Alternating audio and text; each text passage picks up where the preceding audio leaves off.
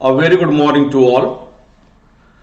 हम लोग इस समय अमेरिकन संविधान के ऊपर चर्चा कर रहे हैं। कल हमने कुछ जो है महत्वपूर्ण बिंदुओं पर चर्चा की थी, खास तौर से कि अमेरिका के संविधान की प्रकृति क्या है, वहां के संघवाद में और भारत के संघवाद के बीच में क्या अंतर है, और साथ में ही शासन प्रणाली में क्या अंतर आता है।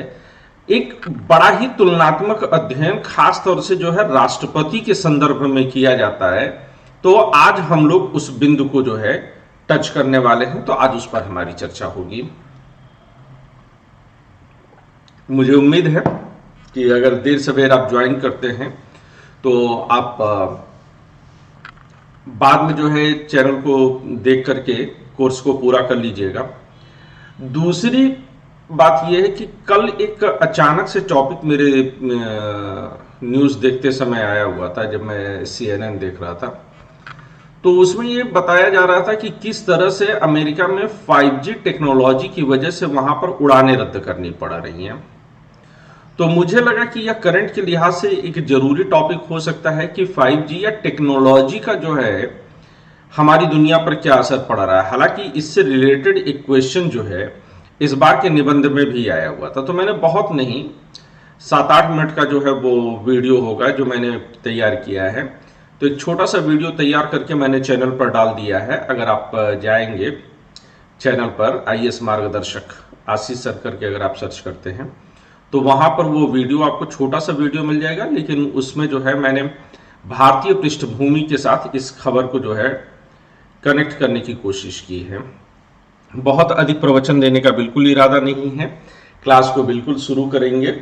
और मैं अपनी वीडियो भी ऑफ कर देता हूं, शायद इसकी वजह से कुछ बच्चे जो है ये बोलते हैं कि डेटा कम यूज होता है। तो लेट्स ट्राई, और मेरे लिए भी थोड़ा सा सुविधाजनक हो जाता है। तो चलिए तुरंत जो है शुरू करते हैं हम लोग। इसके पहले कि हम शुरू करें हमें स्क्रीन शेयर कर देना चाहिए। कुछ चीज़ें देखिए धीरे धीरे मैं भी सीख रहा हूँ। और मुझे एक बात नहीं समझ में आती है, आप लोग तो कंप्यूटर की दुनिया से जुड़े हैं, ये लोग जूम के पीछे इतना क्यों भागते हैं। मैं तो ये समझता हूँ कि ज़्यादा कंफर्टेबल जो है मुझे लगता है कि ये गूगल मीट ही है। इस पे बहुत अच्छा से जो है ये चलता है चैनल। तो चलिए अमेरिका के राष्ट्रपति पद के ऊपर जो है हम लोग चर्चा करते हैं। हम बिल्कुल यहां से टॉपिक लेते हैं, अमेरिकी राष्ट्रपति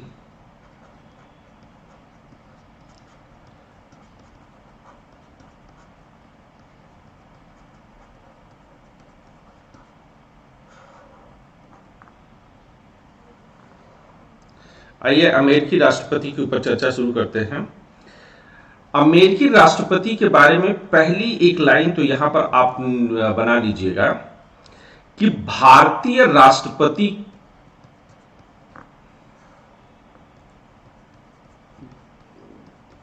के विपरीत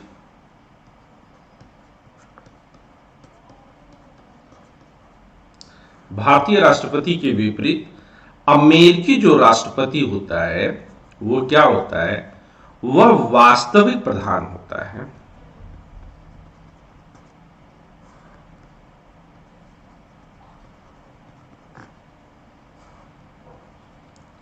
सरकार अथवा कार्यपालिका का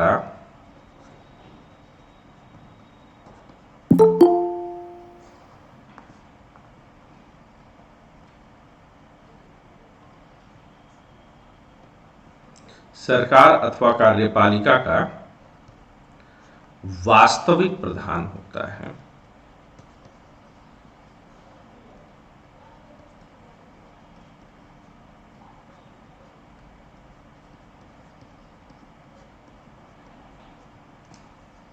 है ना। इस मुद्दे पर हम लोगों ने पहले भी जो है काफी चर्चा कर रखी है। अब मैं बहुत अधिक जो है बातों को घुमाने में इंटरेस्टेड नहीं रहूंगा। आज हम लोग जरा देखते हैं कि अमेरिकी राष्ट्रपति पद की योग्यता क्या होती है कि अगर आप अमेरिका का राष्ट्रपति बनना चाहते हैं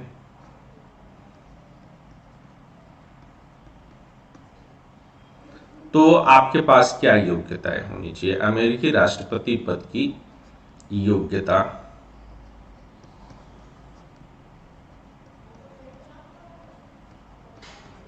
क्या योग्यता आपके पास होना चाहिए?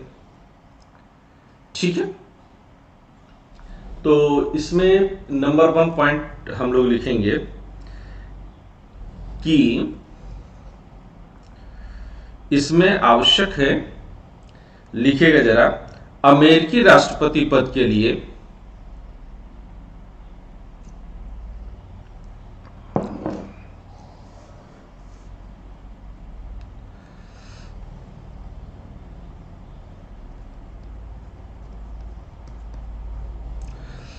प्राकृतिक रूप से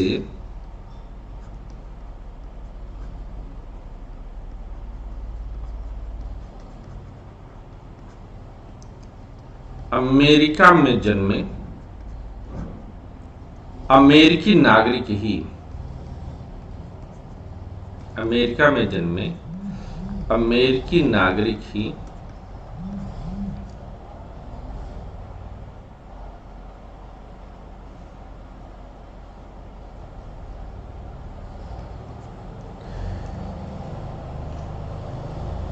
योग्य होते हैं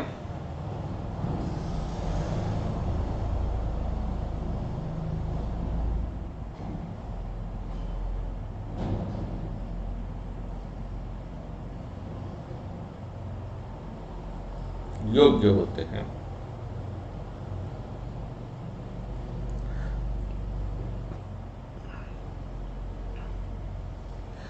जबकि अगर भारत के बारे में बात करें, जबकि भारत के संदर्भ में,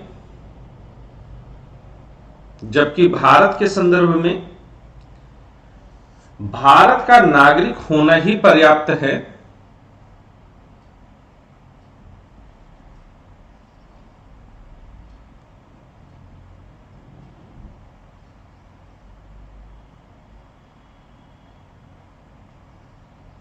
भारत का नागरिक होना ही पर्याप्त है,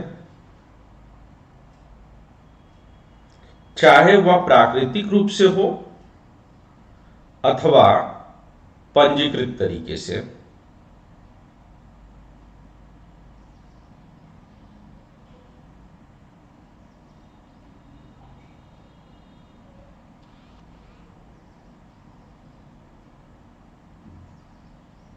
चाहे वह प्राकृतिक तरीके से हो या पंजीकृत तरीके से।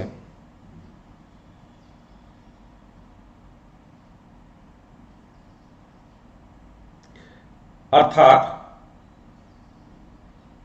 भारत में राष्ट्रपति पद को धारण करने के लिए, अर्थात भारत में राष्ट्रपति पद को धारण करने के लिए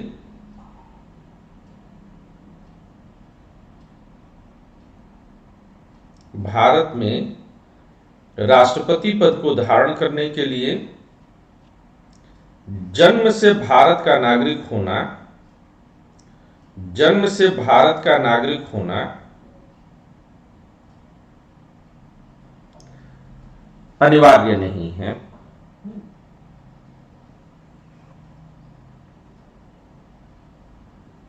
जन्म से भारत का नागरिक होना अनिवार्य नहीं है। क्लियर है ये पॉइंट? किसी को डाउट इसमें? No sir. Okay, that's good. अगला लिखिएगा, वह 35 वर्ष की आयु पूरी कर चुका हो, 35 वर्ष की आयु पूरी कर चुका हो। यह ठीक वही लाइन है जो भारत के राष्ट्रपति कर चुका या चुकी हो। हालांकि ये भी जो है बड़ा इंपॉर्टेंट है कि आज तक कभी भी अमेरिका में कोई महिला राष्ट्रपति नहीं बनी है जबकि भारत में प्रधानमंत्री और राष्ट्रपति दोनों ही पदों को जो है महिलाओं ने सुशोभित किया है।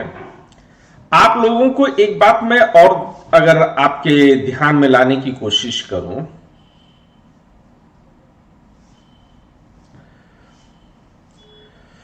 तो वो क्या है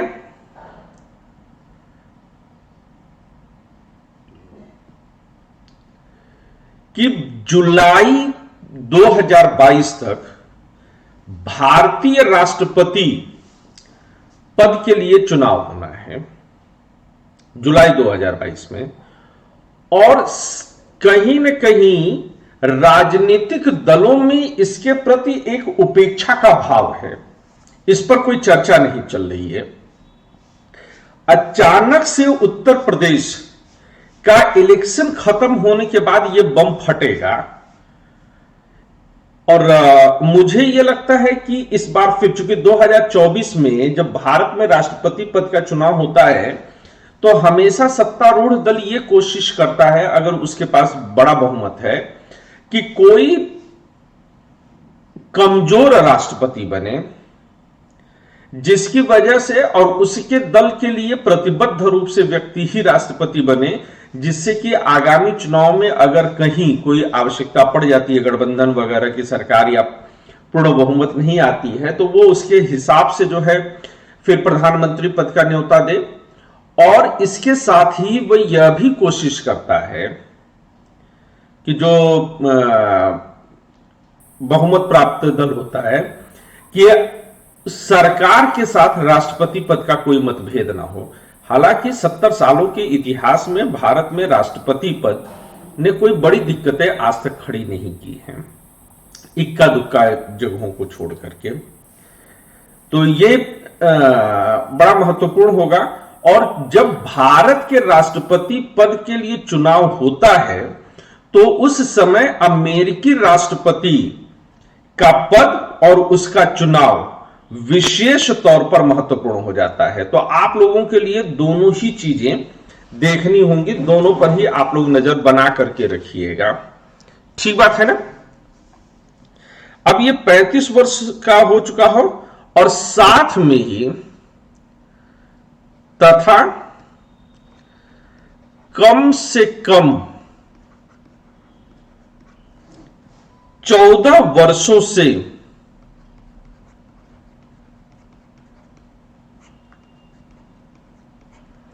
अमेरिका में रह रहा हूं,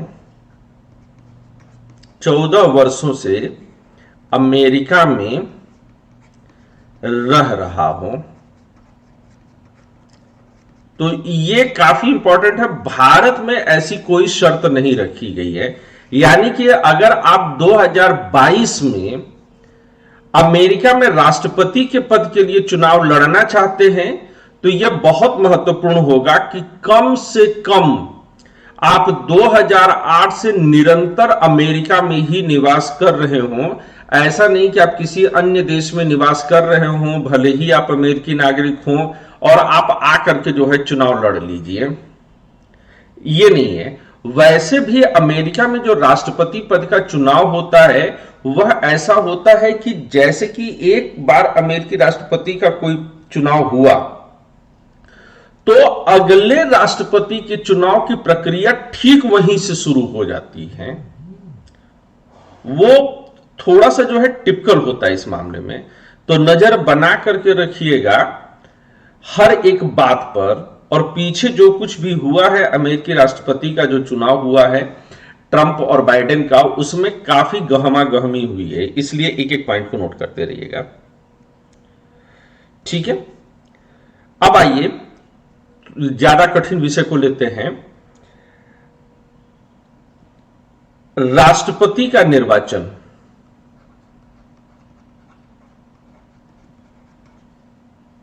राष्ट्रपति का निर्वाचन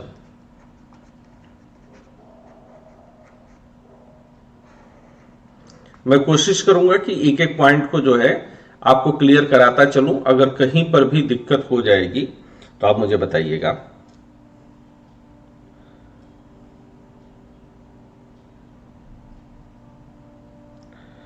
सबसे पहले लिखिएगा जरा, अमेरिकी राष्ट्रपति के चुनाव की प्रक्रिया। सर एक अमेरिकी। क्वेश्चन था। हाँ हाँ। तो जो 5G से इंटरनेट से जो ये जापान, फ्रांस और ताइवान, ब्रिटेन से इनको खतरा क्यों है सर बढ़ाने से? ये बेटा जो वीडियो बनाई है, 8-9 यस मिनट सर। का वीडियो है, उसमें डिटेल में बताया हुआ है ना। और वो यस। टॉपिक बिल्कुल अलग है। अभी आत्मा में जो है, मुंह में रसगुल्ला रखा हुआ है और आप पूछिए कि सर जो है कढ़ी भात का स्वाद क्या होता है, तो जाहिर सी बात कि रसगुल्ले का स्वाद भी बिगड़ जाएगा, है ना। तो इस टॉपिक पे फोकस करिए। लिखिए जरा, अमेरिकी राष्ट्रपति का चुनाव। अमेरिकी राष्ट्रपति का चुनाव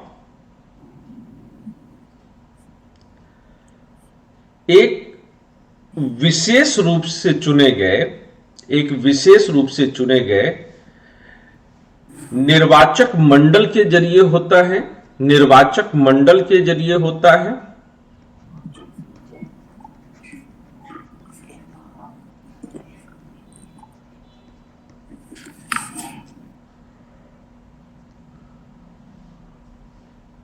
निर्वाचक मंडल को आप कॉलेजियम भी बोलते हैं। पीछे कई बार जो है मैंने ये शब्द बता दिया है, कॉलेजियम बोलते हैं, द्वारा होता है। वस्तुतः यह चुनाव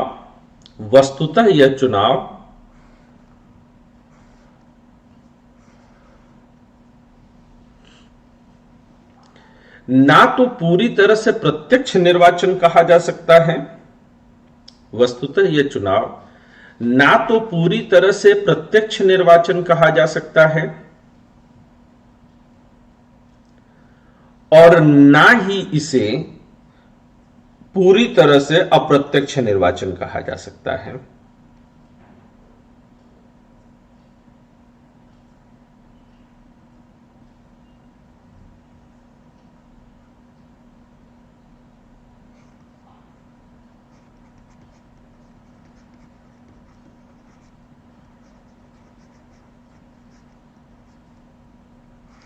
ना तो पूरी तरह से प्रत्यक्ष निर्वाचन कहा जा सकता है और ना ही पूरी तरह से अप्रत्यक्ष निर्वाचन कहा जा सकता है। अब देखिए, इसको इलेक्टोरल कॉलेज शब्द भी दिया जा सकता है, ठीक है ना, कॉलेजियम को। तो जरा एक अगली हेडिंग हम लोग यहीं से बना लेते हैं, निर्वाचक मंडल।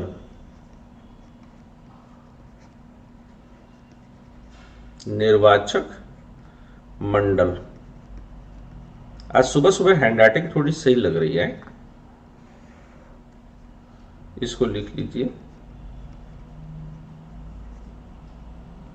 Electoral college.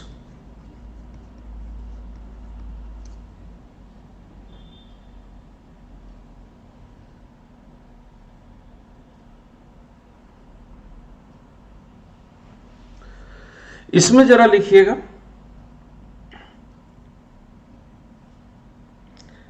निर्वाचक मंडल की सदस्य संख्या। निर्वाचक मंडल की सदस्य संख्या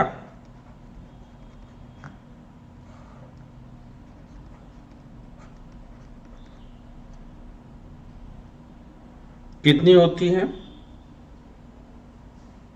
तो ये एक विशेष प्रक्रिया होती है जिसमें कि हम house of representative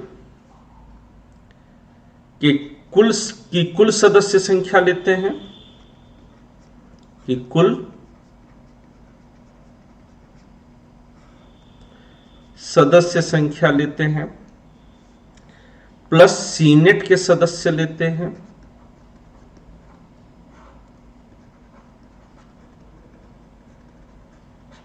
plus senate के सदस्य लेते हैं, प्लस वाशिंगटन डीसी से 3 सदस्य लेते हैं।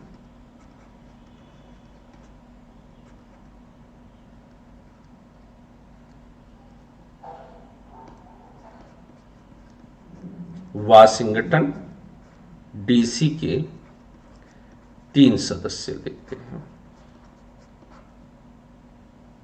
ठीक है, तो इसमें कुल कितना आ जाता है?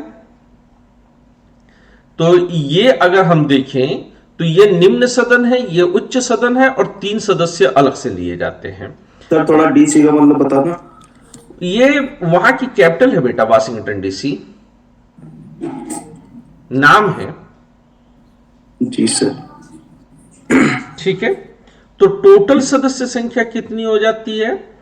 435 धन 100 धन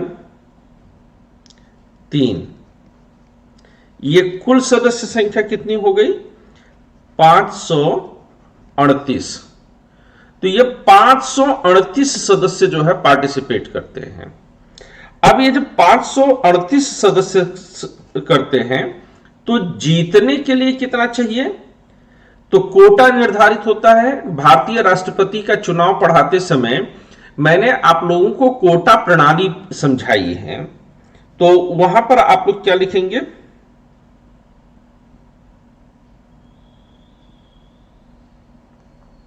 कि जीतने वाले सदस्य को चुनाव परिणाम, ऐसे लिखिए, चुनाव परिणाम निर्धारित करने के लिए, चुनाव परिणाम निर्धारित करने के लिए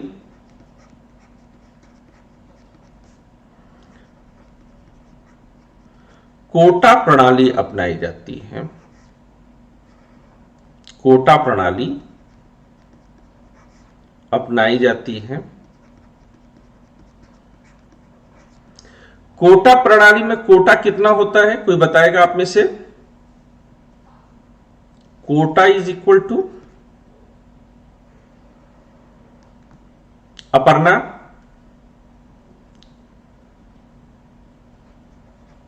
कुल मत प्लस 1/2।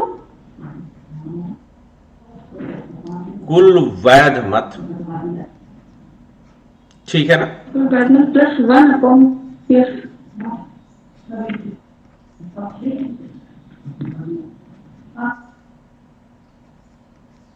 ये जो है कोटा होता है कि ऐसे हम कोटा निकालते हैं। ठीक है, सही है तुम्हारा अपर्णा, है ना? लेकिन लिखते इस फॉर्मेट में है। अब अमेरिकी राष्ट्रपति के चुनाव में चूंकि एक ही सीट है, किसी भी राष्ट्रपति पद, राष्ट्रपति हमेशा एक ही होगा, तो एक है तो 1 धन 1 बराबर 2 हो जाएगा। तो इसी को जो है अपर्णा 2 बोल रही है। बस बेटा ध्यान ये रख कि ये कुल मत नहीं होता बल्कि कुल वैध मत होता है, ठीक है ना? धन 1 ठीक है, तो ये इतना होता है। मैं 1 मिनट का थोड़ा सा ब्रेक ले रहा हूं, तुरंत आपको के बीच में हाजिर होता हूं। 1 मिनट का ब्रेक रहेगा।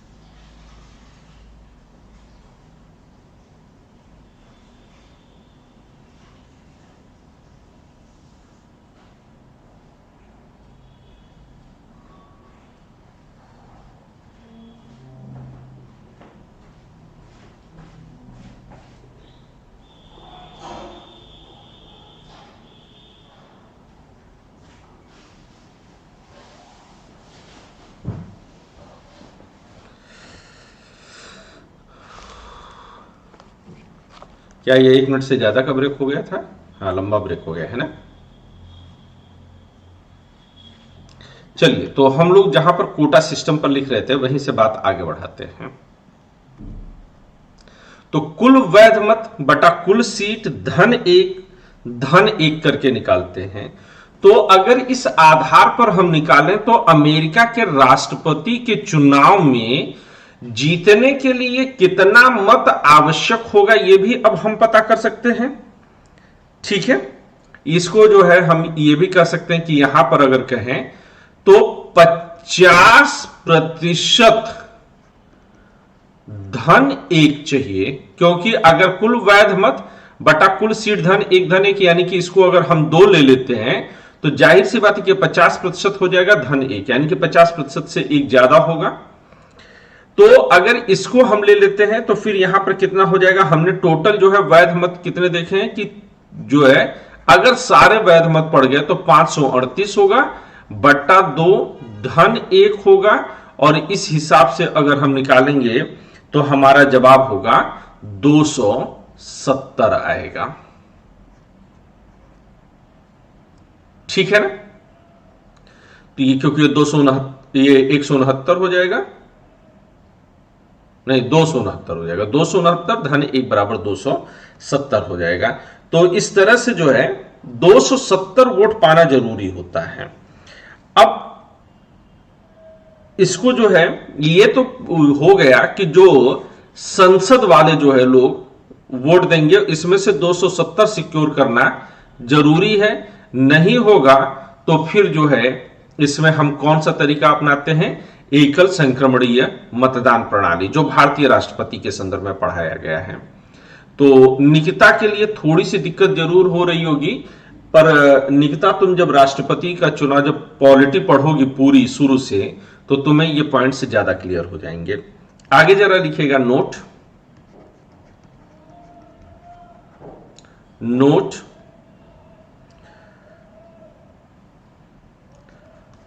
हाउस ऑफ रिप्रेजेंटेटिव्स में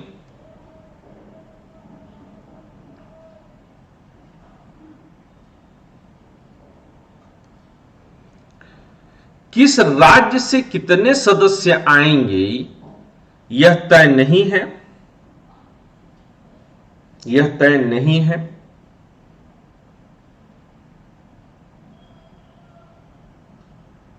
यह हर साल घटता बढ़ता रहता है, हर इलेक्शन पर घटता बढ़ता रहता है। जबकि सीनेट के सदस्यों की संख्या प्रत्येक राज्य से समान और निश्चित होती है। हम लोग कल चर्चा कर चुके थे कि सीनेट से जो है प्रत्येक राज्य से 2 सदस्य लिए जाते हैं।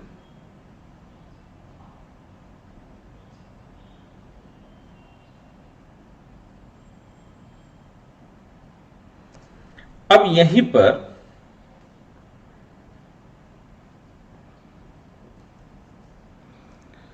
अमेरिकी राष्ट्रपति की चुनाव प्रणाली की एक और विशिष्टता आती है। सॉरी, ये कहां आ गया? अमेरिकी राष्ट्रपति के चुनाव की एक और प्रणाली आती है और वो है निर्वाचकों का चुनाव। निर्वाचकों का चुनाव। जब हम कहते हैं निर्वाचकों का चुनाव तो इसमें क्या होता है कि इसमें जनता जो है सीधे वोट नहीं देती है ना। इसे आप कह सकते हैं इलेक्शन ऑफ इलेक्टोरल्स। इंग्लिश में आप शब्द जरूर लिखिएगा, इलेक्शन ऑफ इलेक्टोरल्स। यहां पर कहने का क्या मतलब होता है कि जनता सीधे वोट नहीं देती है। एक तो जो संसद सदस्य होते हैं वो तो वोट देते हैं, वो अलग चीज है, लेकिन साथ में जनता भी इसमें वोट देती है। लेकिन जनता इसमें सीधे वोट नहीं देती है, बल्कि यहां पर जनता केवल इसी चुनाव के लिए अपने जो है इलेक्टोरल्स को, अपने जो है निर्वाचकों को चुनती है और वो निर्वाचक ही जो है फिर यहां पर आकर के वोट देते हैं। तो सवाल ये उठता है कि ये कौन से इलेक्टोरल्स होते हैं और इनको क्यों चुना जाता है? तो इसके पीछे की जो वजह है वो वजह बड़ी इंटरेस्टिंग है।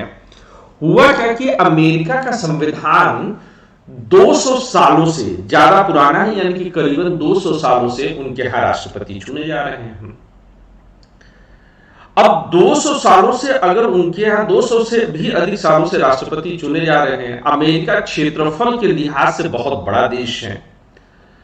तो क्षेत्रफल के लिहाज से बहुत बड़ा देश होने की वजह से क्या बनता है कि अमेरिका, मेरी आवाज आ रही है ना सबको? Yes sir.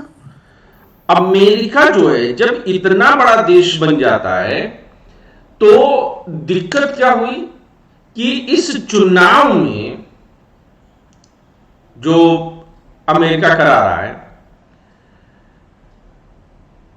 अब मान लीजिए कि निकिता जो है अमेरिका में राष्ट्रपति का चुनाव लड़ रही हैं और आज से 200 साल पहले लड़ रही थी, तो 200 साल पहले जो है संवाद संचार के ये जो कम्युनिकेशन के तमाम मीडियम्स हैं, ना तो तब इंटरनेट रहा होगा, ना तो तब टीवी रहा होगा, ना ही तब इतने बड़े बड़े जो है बैनर पोस्टर्स को जो है लगवा पाने की इतनी बड़ी सुविधा नहीं होगी। तो ऐसी दशा में राष्ट्रपति पद के उम्मीदवार व्यक्तियों के लिए यह आसान नहीं था कि वह पूरी जनता को संबोधित कर सके और उनसे 1 to 1 जाकर के मुलाकात करते। बात समझ में आ रही है?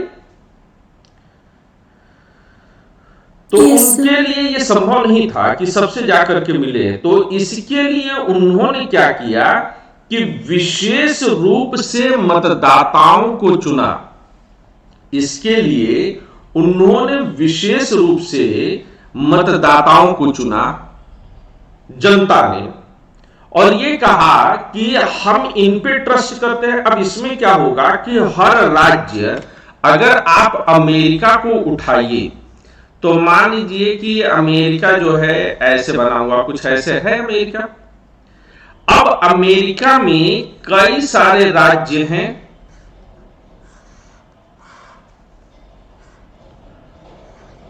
कई सारे राज्य हैं। राज्य 1 2 3 4 5 6 7 8 और ये वाशिंगटन डीसी 9। हालांकि 50 राज्य मिला के 50 कर वाशिंगटन डीसी को ले लिया जाए 51 हो जाते हैं।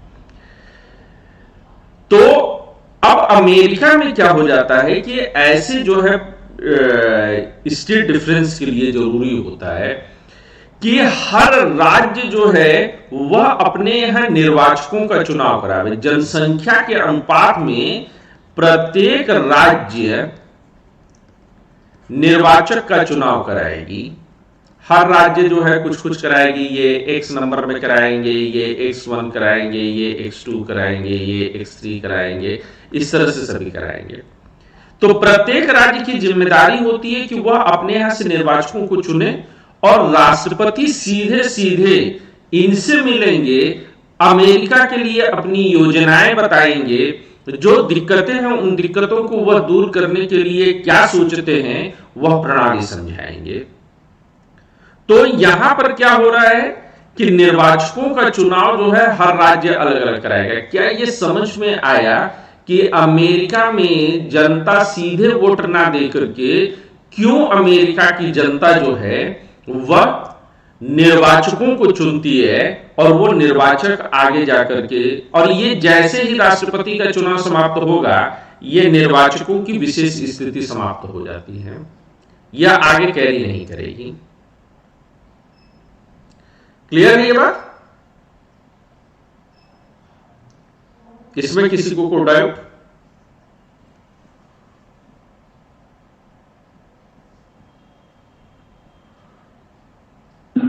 सर, हाँ बेटा। सर ये निर्वाचक चुनेंगे राष्ट्रपति को या सिर्फ इनका काम जनता की बात पहुंचाना है? नहीं, यही वोट करते हैं। अब जनता सीधे वोट नहीं करेगी बल्कि ये निर्वाचक ही वोट करेंगे। सर सदस्य होंगे सीनेट के, अभी आपने कहा ये सीनेट के सदस्य होते हैं। संसद के सदस्य अलग वोट करते हैं और ये अलग वोट करते हैं। इनकी जब वोट की काउंटिंग होती है तो सीधे सीधे बहुमत के आधार पर होती है, और जब सीनेट के सदस्य, सीनेट नहीं संसद के सदस्य, ये पीछे के पेज पे लिखा है ना बेटा, ये जो लिखा है ये पहले अलग मत वोट देंगे, ठीक है, और इसके अलावा जो है ये अलग वोट करेंगे।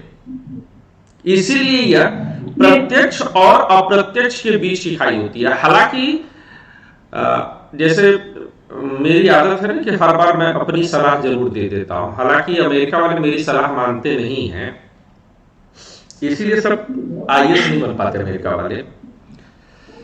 तो उनकी दिक्कत क्या है कि मुझे लगता है कि जब ये व्यवस्था बनाई गई थी तब संचार प्रणाली की दिक्कतें थी, संचार प्रणाली इतनी व्यापक तौर पर नहीं थी। अब संचार प्रणाली इतने व्यापक स्तर पर है कि अमेरिका के राष्ट्रपति को जनता को सीधे निर्वाचित करना चाहिए। यह निर्वाचकों का निर्वाचक जो है ये पॉइंट खत्म कर देना चाहिए। नहीं, आप लोग को लगता है, आप मेरी बात से सहमत हैं? यस सर, यस अब तो होना चाहिए क्योंकि अब डायरेक्ट कांटेक्ट कर सकते हैं। हाँ, ये एग्जैक्टली तो इस बात को लेकर के अगर आप लोग कभी अमेरिका जाइएगा तो बताइएगा कि आशीष सर ने ऐसा बोला है ना, तो और आशीष सर ठीक ठाक बातें बोलते हैं। हाँ, और लेकिन उनको ये भी बता दीजिएगा कि हमारे देश वाले भी उनकी बात नहीं मानते हैं, तो आप लोग भी ना मानिए तो कोई बड़ी बेइज्जती नहीं है, ठीक है ना। तो जब अमेरिका जाइएगा तो एक बार कोशिश करिएगा, मेरी बात समझाइए उनको। आगे जरा लिखिए निर्वाचकों का चुनाव में, इसमें जरा कुछ पॉइंट्स लिखिए।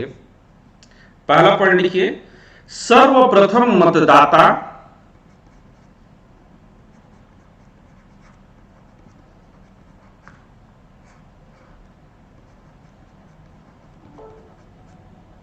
सर्वप्रथम मतदाता अपने मत के द्वारा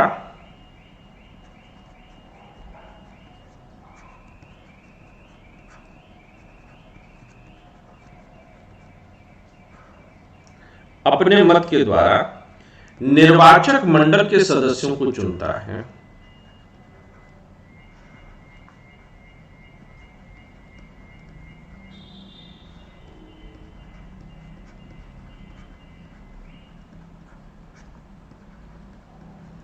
निर्वाचक मंडल के सदस्यों को चुनता है।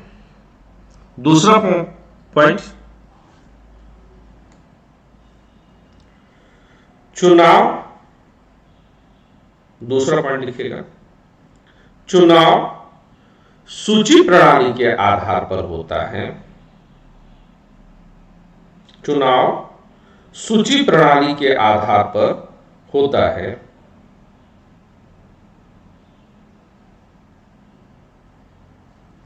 लिस्ट सिस्टम, सूची प्रणाली को हम लोग और क्या बोलते हैं, लिस्ट सिस्टम, यानी कि नाम दिए रहते हैं, उन नामों में से लोग जो है चुनाव करते हैं।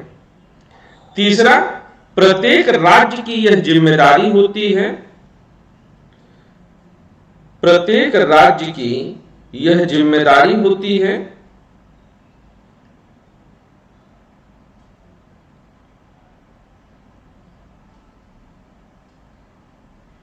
कि वह, प्रत्येक राज्य की जिम्मेदारी होती है कि वह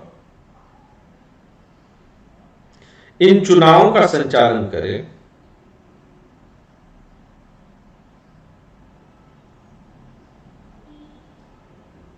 कि वह इन चुनावों का संचालन करे।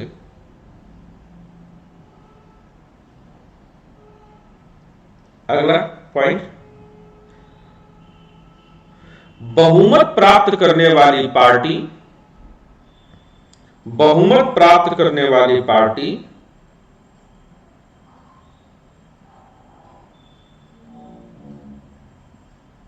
संपूर्ण राज्य का,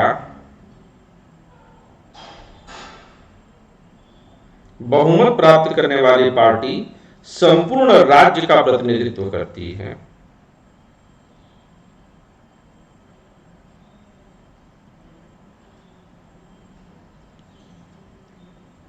अगला पॉइंट,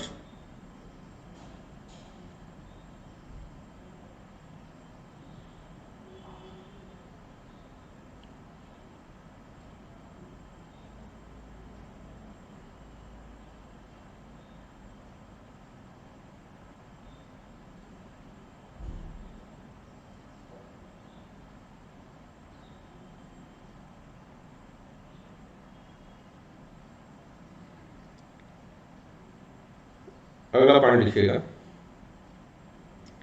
निर्वाचक गण अपने राज्य की राजधानी में इकट्ठा होकर, निर्वाचक गण अपने राज्य की राजधानी में इकट्ठा होकर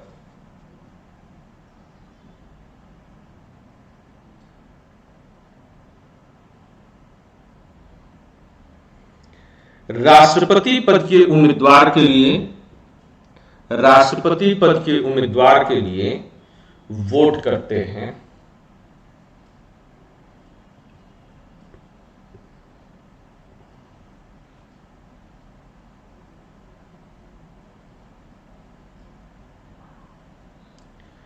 ऑर्डर,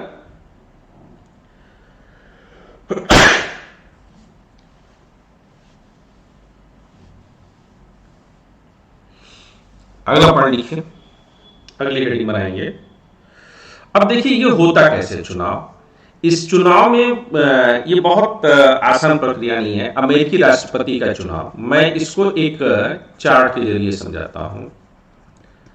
अमेरिकी राष्ट्रपति का निर्वाचन,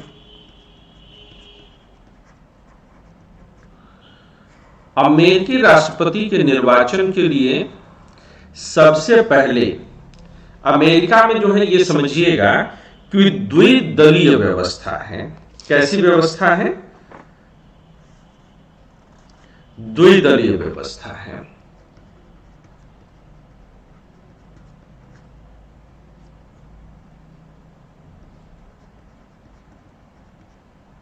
मोटे तौर पर यहां पर दो ही दल हैं, हालांकि और दल भी बनाए जा सकते हैं, बनते भी हैं, लेकिन अमेरिकी जो राजनीतिक प्रणाली है उसमें दो ही दल जो है महत्वपूर्ण स्थान पाते हैं। मुझे लगता है कि ये पूरी डिटेल जो है मैंने कहीं तो बना करके दी है। मैं ये पूरा का पूरा जो सिस्टम है मैं ये आप लोगों को जो है बना करके दे दूंगा। तो एक है डेमोक्रेटिक, ये मैंने पढ़ाया हुआ है ना अपर्णा, कहीं पर पूरा डिटेल में, और रिपब्लिक। इसकी पूरी स्लाइड्स हैं जिसमें कि मैंने पूरा एक ग्राफ के जरिए इसको समझाया है। मैं ये वीडियो ही आप लोगों को दे दूंगा, इस पर जो है टाइम अभी नहीं वेस्ट करते हैं, ठीक है। ये पूरा वीडियो जो है मैं ग्रुप में शेयर कर दूंगा। हाँ मैं देख लेता हूं, वीडियो जो है वो मैं इसको शेयर कर दूंगा, आप लोग आगे लिखिए। अमेरिकी राष्ट्रपति के, अमेरिकी राष्ट्रपति की शक्तियां,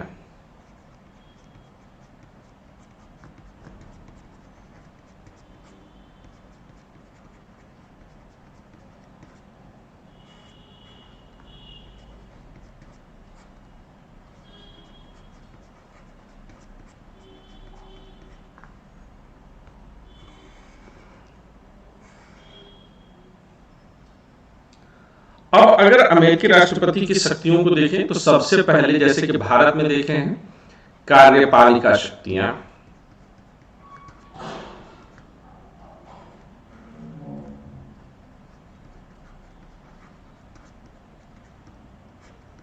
कार्यपालिका शक्तियां, एग्जीक्यूटिव पावर्स। एग्जीक्यूटिव पावर्स में जैसे कि भारत के राष्ट्रपति के पास होता है, इनके पास भी होती है। किस चीज की शक्ति होती है? कुछ नियुक्तियां करने का अधिकार होता है, जो जैसे कि अपने लिए सेक्रेटरी आदि को नियुक्त करने का अधिकार होता है। सेक्रेटरी आदि को नियुक्त करने के अलावा जो है हाई कोर्ट्स के जो जजेस होते हैं उनको नियुक्त करने का अधिकार होता है। इसी तरह से जो तमाम राजदूत वगैरह होते हैं उनको नियुक्त करने का अधिकार होता है। लेकिन ये बात यहाँ पर ध्यान में जरूर रखी जानी चाहिए कि ये नियुक्तियों के लिए जितने भी ये उच्च पदों पर नियुक्तियां होती हैं, ठीक है ना, अगर कोई पद निर्वाचित नहीं है, ये राष्ट्रपति को पढ़ाते समय भी मैंने बोला था, यहां पर भी आप इस बात को समझ लीजिए कि अगर नियुक्ति नहीं है, सॉरी, अगर कोई पद निर्वाचित नहीं है बल्कि वह पद नियुक्त है, तो फिर ये आवश्यक होता है कि वह नियुक्तियां जो है वह राष्ट्रपति करेगा, लेकिन इन नियुक्तियों के लिए सीनेट की मंजूरी आवश्यक होती है। सीनेट की मंजूरी आवश्यक होगी। जैसे वहां पर मंत्री नहीं बोलते हैं, वहां पर तमाम पदों के लिए सेक्रेटरी शब्द का इस्तेमाल करते हैं। तो वो जितने भी सेक्रेटरी होंगे उनको सीनेट की मंजूरी आवश्यक होगी। हाई कोर्ट्स वगैरह में जितने लोग होते हैं, वहां के सुप्रीम कोर्ट्स में, वहां हाई कोर्ट नहीं होती है, वहां पर तो सीधे सीधे सुप्रीम कोर्ट ही होता है, जिसको कि फेडरल कोर्ट बोलते हैं। तो उनमें जो नियुक्तियां होती हैं, उन नियुक्तियों के लिए भी सीनेट की मंजूरी आवश्यक होती है। ये पॉइंट क्लियर है? दूसरा, कोई अगर डाउट हो तो पूछ सकते हैं आप लोग। Any doubt? अगला लिखिएगा, देश का प्रतिनिधित्व करना।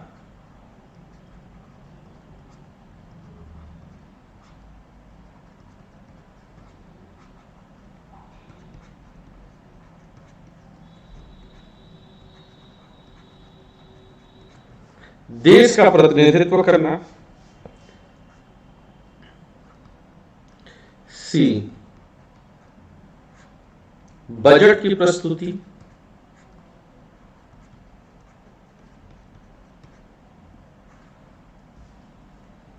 ठीक है, ये बजट जो है पेश करते हैं हर साल। हालांकि भारत में जो है भी जो बजट पेश होता है वो राष्ट्रपति के नाम से ही होता है। तो ये कार्यपालिका शक्तियां हैं। इसके अलावा दूसरा आप इनके संदर्भ में लिखिए, विधायी शक्तियां। ये काफी महत्वपूर्ण है। यहां पर भारतीय राष्ट्रपति और अमेरिकी राष्ट्रपति में जो है ठीक ठाक अंतर नजर आता है। ठीक है, तो इसमें पहला पॉइंट क्या लिखेंगे? विधायिका में विधायिका का अंग नहीं है। जैसे कि अगर भारत में राष्ट्रपति को अगर देखें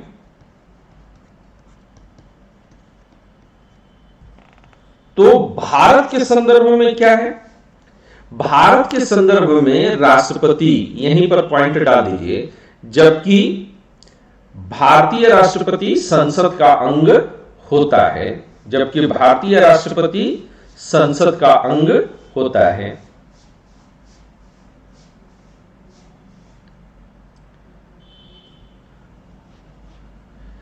निकिता, अमेरिकी विधायिका को क्या बोलते हैं? जो अमेरिका की संघीय विधायिका है उसका नाम क्या है?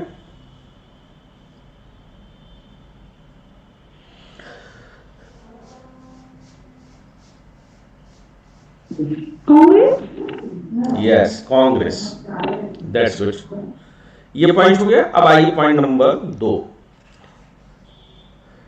अमेरिकी राष्ट्रपति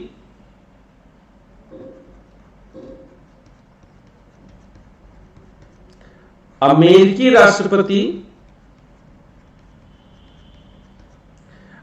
देश की विधायिका, अमेरिकी राष्ट्रपति अपने देश की विधायिका अर्थात कांग्रेस को संबोधित नहीं करता है। संबोधित नहीं करता है।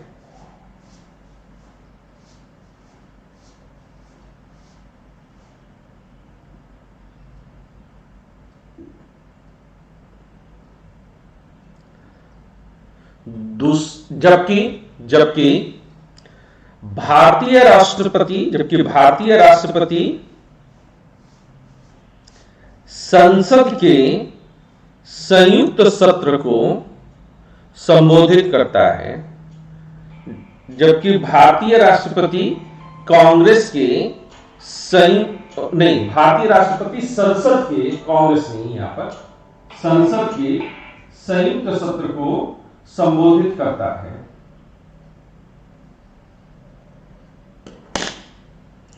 क्लियर है पॉइंट?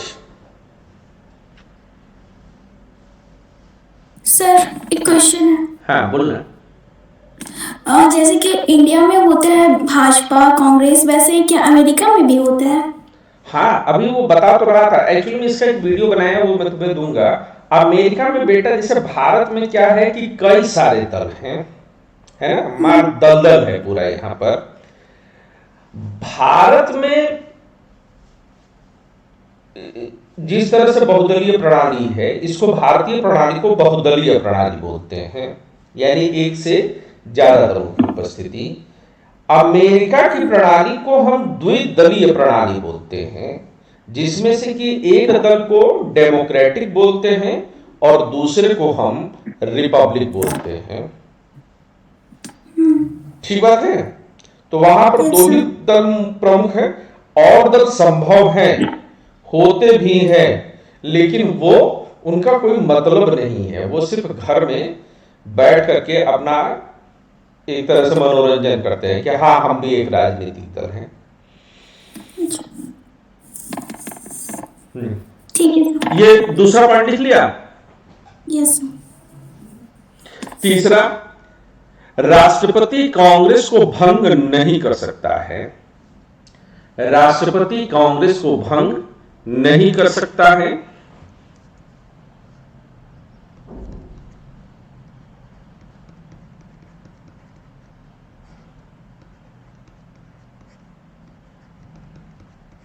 नहीं कर सकता, चाहे आप निम्न सदन के बारे में बात करिए, चाहे फिर आप उच्च सदन के बारे में बात करिए। निम्न सदन को वहां पर क्या बोलते हैं? House of representatives. और उच्च सदन को क्या बोलते हैं? हम सीनेट बोलते हैं। ठीक है, बार बार इसलिए बोल रहा हूं ताकि नाम याद हो जाए। हाउस, लेकिन भारतीय राष्ट्रपति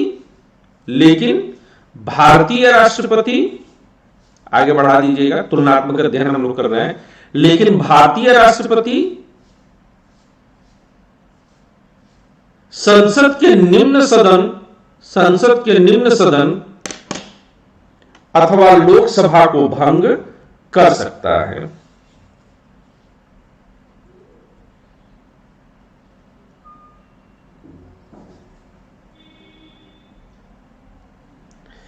ठीक है।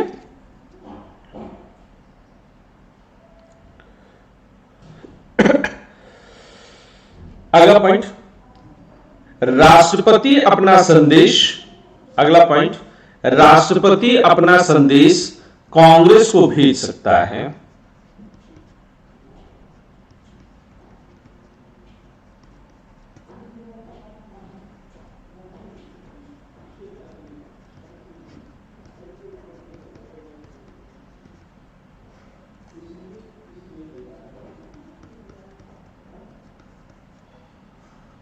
राष्ट्रपति अपना संदेश कांग्रेस को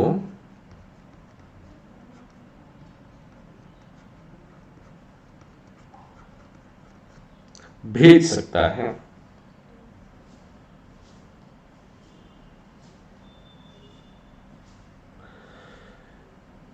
आगे लिखिएगा, यूएसए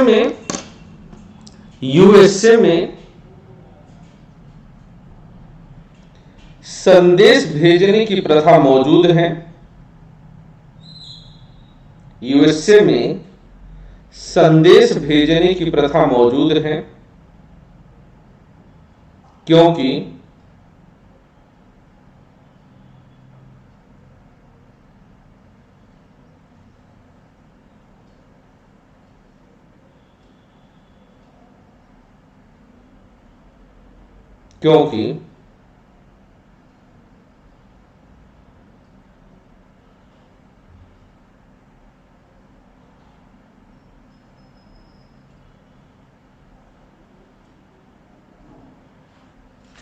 अमेरिका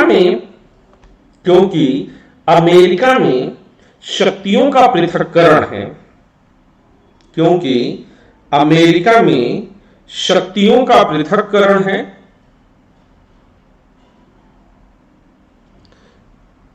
ऐसी दशा में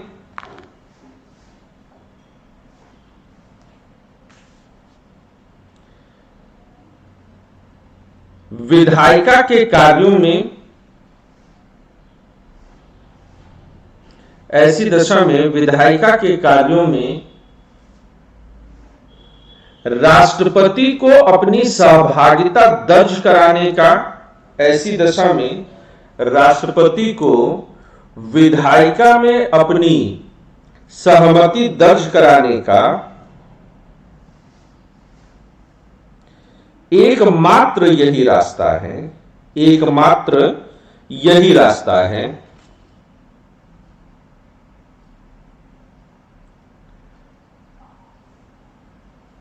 आगे लिखेगा, आगे लिखेगा, इस तरह का संदेश भेजने का प्रावधान, इस तरह का संदेश भेजने का प्रावधान भारत में भी है।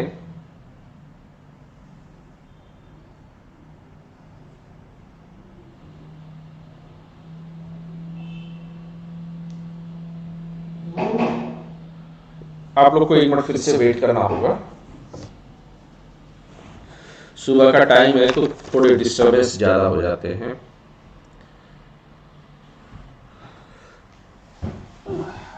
आ रहा हूं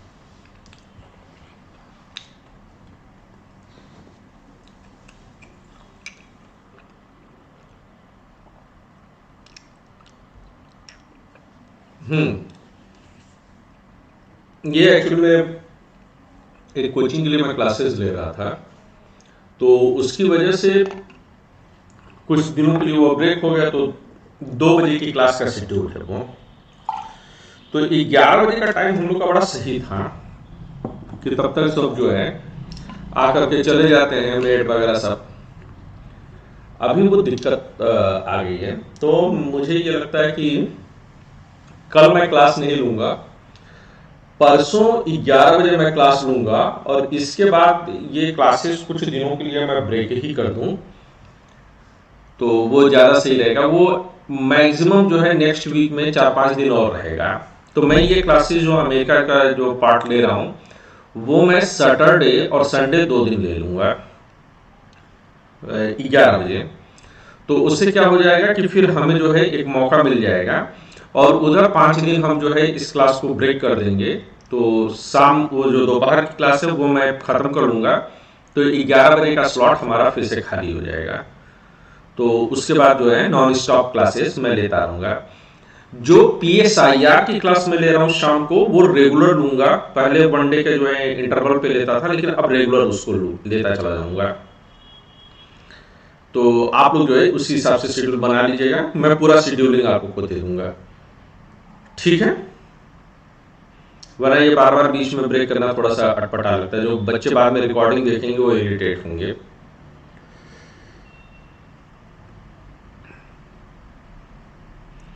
आगे लिखिए जरा,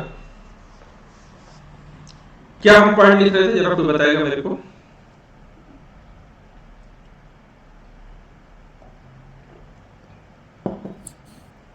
सर इस तरह का संदेश भेजने का प्रावधान भारत में है।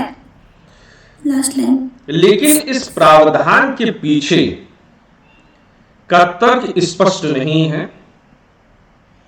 लेकिन इस प्रावधान के पीछे का तर्क स्पष्ट नहीं है, क्योंकि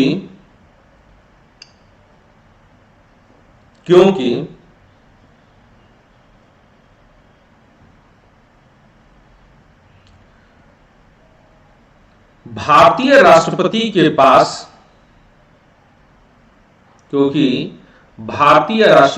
पास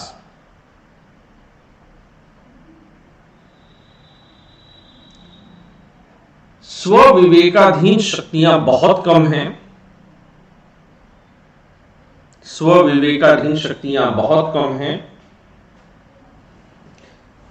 यानी कि अपनी मर्जी से किए जाने वाले काम, और इस मामले में भी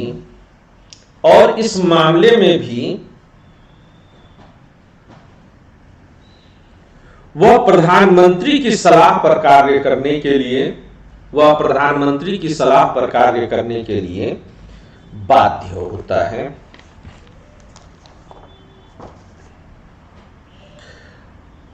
अगली हेडिंग बनाइएगा वीटो शक्ति, अगली हेडिंग दीजिएगा वीटो शक्ति।